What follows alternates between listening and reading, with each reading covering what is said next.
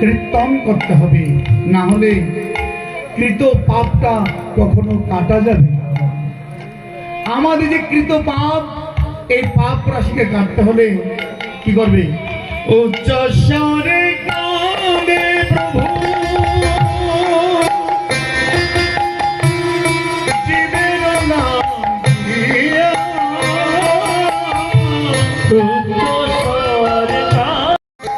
চেতন করালো জীবে কৃষ্ণ নাম দিয়া,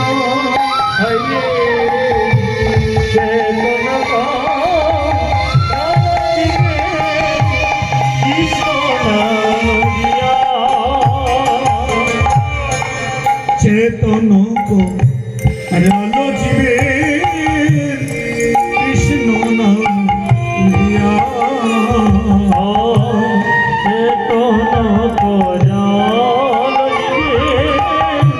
কৃষ্ণ নাম দিয়া। বলে চেতন চেতন গুরুর সঙ্গ ধরো, আর চেতন গুরু সঙ্গ ধরো। বলে চেতন গুরুর সঙ্গ ধরো, চেতন গুরু সঙ্গ ধরো। ওরে তুমি চেতন হইতে পারো, চেতন গুরুর সঙ্গ ধরো। আজ তুমি চেতন হতে পারো, চেতন গুরু সঙ্গ ধরো। ওরে বন্ধন মুক্ত হতে পারো, চেতন গুরুর সঙ্গ ধরো। হরিবন্ধন মুক্ত হতে পারো, চেতন গুরুর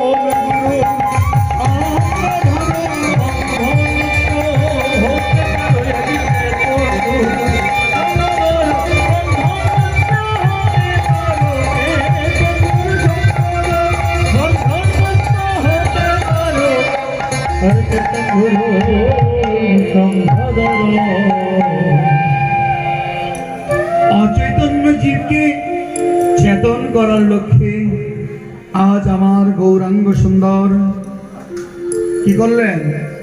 কলির জীবের দাঁড়ে দাঁড়ে মন্ত্র দিল, সভাকারে বৈষ্ণব রূপ পেতে দিবে শিক্ষা। ভজ কৃষ্ণ লহ কৃষ্ণ কহ কৃষ্ণ শিক্ষা।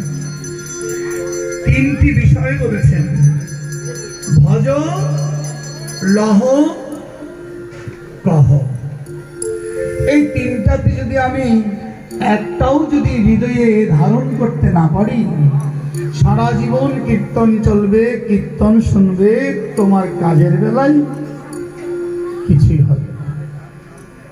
তাই আমাদেরকে ধর্ম শব্দের অর্থ দিয়ে বুঝিয়েছে, ধর্ম শব্দের অর্থ উৎসব করা নয়, ধর্ম শব্দের অর্থ হাজার হাজার মানুষকে খাওয়ানো নয়, ধর্ম করার অর্থ এবং অনেক লোকের সমাগম নয়। ধর্ম হচ্ছে যে যেখানে হোক না কেন, উৎসব হোক, নিমন্ত্রণ হোক, আয়োজন হোক, যেখানেই ধারণ করেছে তাকেই বলে ধর্ম। আমরা তো ধর্ম করি কিন্তু ধারণ করি না। এই ধারণ করাটাকে বলে ধর্ম। তাই আমাদেরকে অচৈতন্য জীবকে ধারণ যদি না করে, তাহলে এই যে মানব জন্ম, মনে রাখবেন, এই যে ভগবানের আমার প্রাণ গোবিন্দের দেহখানি পঞ্চ মহাভূত দ্বারা গঠিত নয়। গঠিত বলি যে আমার গোবিন্দের দেহখানি কি পঞ্চ মহাভূত দ্বারা গঠিত? খিতি অব তেজ মরুদ বোম দিয়ে যে আমাদের এই দেহখানি তৈরি করেছে, কিন্তু আমার গোবিন্দের দেহখানি ওইটা যে অপাকৃত, আর আমারটা হচ্ছে প্রাকৃত। প্রাকৃতিক আর অপাকৃতি চিন্ময় বস্তু। তো আমাদের কর্তব্য এই প্রাকৃতিক দ্বারা, এই প্রকৃত জগতে, প্রাকৃতিক জগতে থেকে এই প্রাকৃতিক দেহ দ্বারা সে অপাকৃত বৃন্দাবনে যাওয়ার জন্য আমাকে বলেছে। বৃন্দাবন যদি যদি সব হয়ে থাকে তাহলে বৃন্দাবন যাবে কি?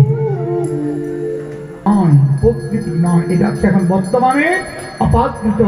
অপাকৃত বৃন্দাবন নবীন বধন, অপাকৃত বৃন্দাবন নবীন বধন, নবনব সাজে, নবনব অনুরাগে, নবনব রূপে প্রতিনিয়তই ভাবে তিনি সাজে এই মধুময় বৃন্দাবনে। যে একদিন যা ছিল সারাদিন তা নয় বাবা, বৃন্দাবন হচ্ছে নবনব সাজে, নবনব অনুরাগে। যারা সাধকজন, যারা ভক্তগণ, তারাই বুঝতে পারে সেই বৃন্দাবনটা কি, অপাকৃত না প্রাকৃত। তাই এই বস্তুটাকে ধারণ করার জন্য, এই বস্তুটাকে অনুভব করার জন্য আমাকে ধারণ করতে হবে বাবা। তারপর হচ্ছে অধিবাস। অধিবাস মুখস্থ বিদ্যা কীর্তন গেয়ে চলে গেলাম, অধিবাস হয়ে গেল, তাতে কি আছে? তাতে কি আছে?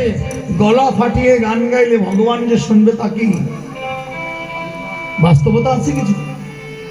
চিৎকার করে গান গাইতে গাইতে গলা ফাটিয়ে দিলাম, ভেবেছিলাম আমার গোবিন্দ শুনেছে। মনে রাখবেন, তোমার মুখের কথা কখনো ভগবান শুনে না, কিচ্ছু। মুখের কথা ভগবান কিচ্ছুই শুনে না। ভগবান শুনে তোমার মনের কথা। তাই আমাদেরকে এখানে যা শুনবো মুখের গুলো শুনে ওই মনের মধ্যে ধারণ করতে হবে। এই মুখের গুলো শুনে মনে মনে বলতে হবে। আমরা ছোটবেলা যখন স্কুলে শিক্ষক যখন আমাদেরকে শিখাতো ধারাপাঠ, মাস্টারে বলতো সরিও, তার মুখে বলতাম আমি সরিও।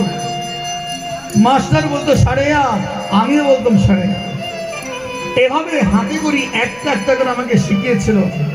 তাই বাবা, এই ধর্মের জগতে হচ্ছে মহাপ্রভু তোমাকে শিখাচ্ছে মুখে, আর তুমি শিখতে হবে তা মনে। তুমি যদি মনে শিখাতে না পারো তাহলে মুখের কীর্তনে জগতে ভগবানকে, হ্যাঁ বাবা হবে কতটুক, কীর্তনিয়া হবে, আর বেশি কিছু। কীর্তনিয়া হওয়া যাবে কিন্তু সাধু হওয়া যাবে, এটা কথা আছে।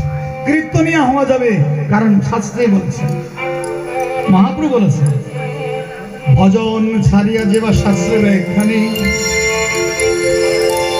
চৈতন্যদেব জানবে, ভজন ছাড়িয়া যেবা শাস্ত্র ব্যাখ্যানে, ভজন করে না, গুরু গোবিন্দের নাম করে না, মাইকের স্পিকার পেলে শাস্ত্র বলতে ছাড়ে না। তাই বললেন ভজন ছাড়িয়া যেবা শাস্ত্রে ব্যাখ্যানে, সেই মূঢ়প্রভু শাস্ত্রের মর্ম নাহি জানে। সে তাকে মূঢ় বলে বলেছেন, সেই মূঢ় ওই শাস্ত্রের মর্ম তিনি জানবে না। তাই শুধু সমাজ আমাদেরকে মুখ আর মনকে এক করতে হবে। তাই হচ্ছে অধিবাস কীর্তন। ভগবানের অপূর্ব লীলা আমরা প্রবেশ করব। গৌর চন্দ্রিকা শব্দটা বুঝাচ্ছে, গৌর চন্দ্রিকা বলে, গৌর চন্দ্রিকা কি বলে? সোনার